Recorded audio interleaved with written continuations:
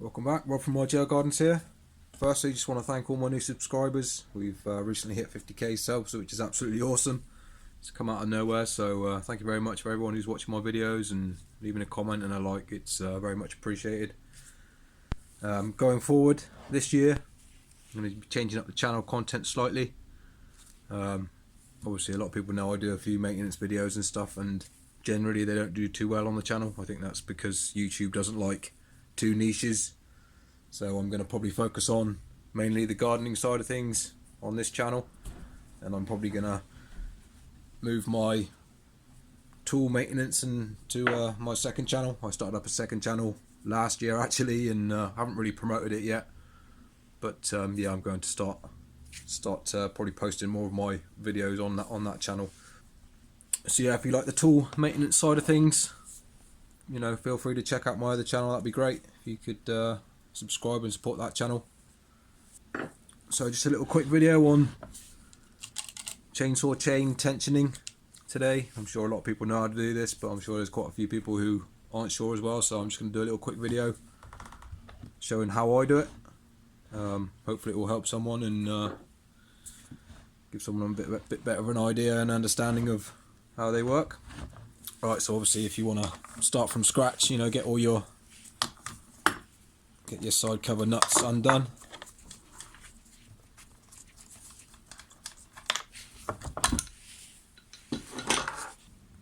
So if I was removing the bar and chain, start again with it, you've got a tensioner in the side there, just line it up with the hole there.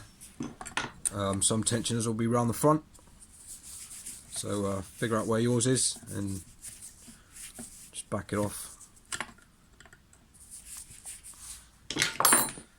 And you can remove your bar and chain.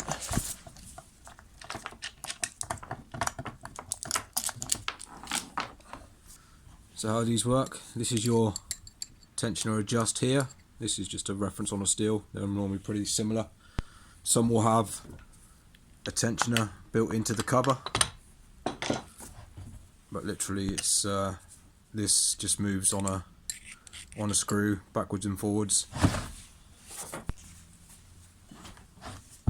and you'll have holes in your bar which will locate onto the tensioner bit itself, and then when you screw this in or out, it will move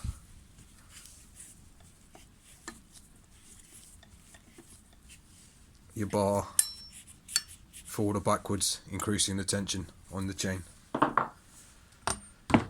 So that's pretty much the basic principles of it. Or like I say, some will be built into the cover and you'll have a little screw in here somewhere. So yeah, start from square one. Back my tensioner all the way back, pretty much, nearly.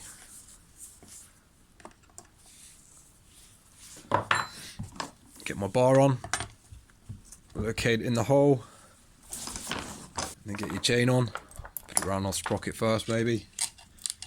You know, do it however you feel comfortable.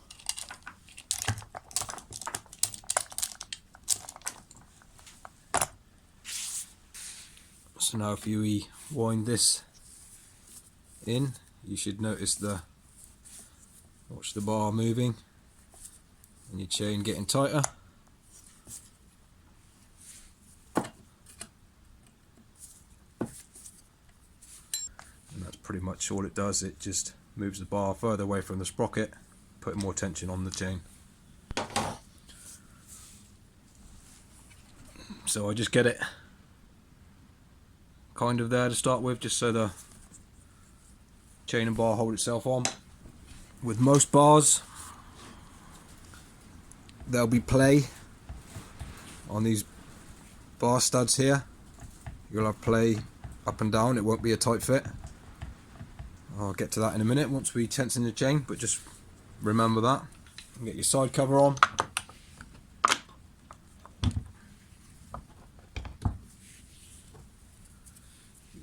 Get your nut on, you might have one nut or two.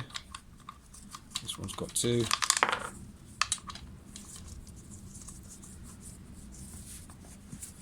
I'm just going to do it up hand tight for the time being.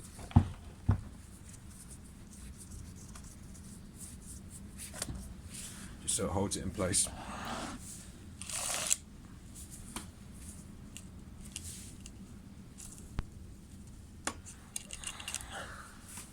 So we've got your side cover, nuts just done up hand tight. If we start winding this in now, you'll notice the chain coming up. What you want to do is you want to grab the tip of the bar. You see the play there, look? If you let this rest down, the chain's tighter. If you lift this tip of the bar up, the chain becomes loose. That's because of that, you know, the little bit of gap in the bar studs. So what you want to do is you want to hold this up and then tension the chain at the same time. So I lift the tip of the bar up and then I wind my adjuster in or out, depending on which way it is. And I keep going until the bottom of this chain, the rivet section, not the drivers, kisses the bar, and then I stop. Tighten my nuts down, and then check it's moving nice and free. Occasionally you might get some low spots or some tight spots, but generally if your chain springs back,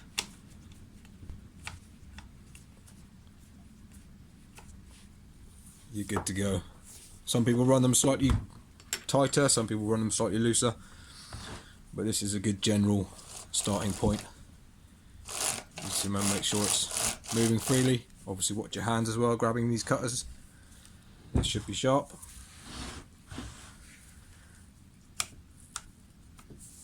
Again, I always check the bottom of the chain for tension.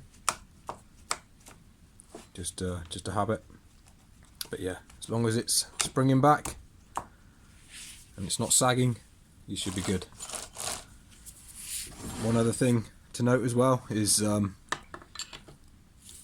if you go too tight with the tension to start with and then back it off, what I always do is I back it off further than I need and then always finish on a tightening turn, if you know what I mean.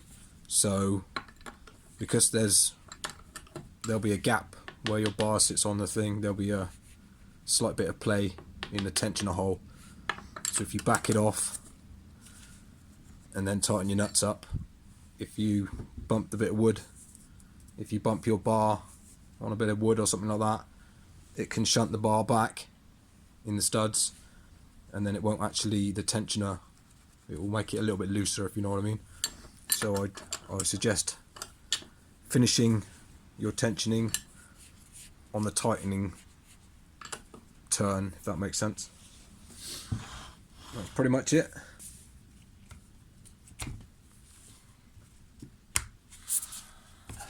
So yeah, as long as that springs back, I don't bother counting how many drive links I can see or anything like that. No, I just literally tighten the adjuster up until it just kisses this rail. Maybe give it a slight tweak just to get a bit tighter, but as long as it's springing back nicely and it's not sagging down, you should be good.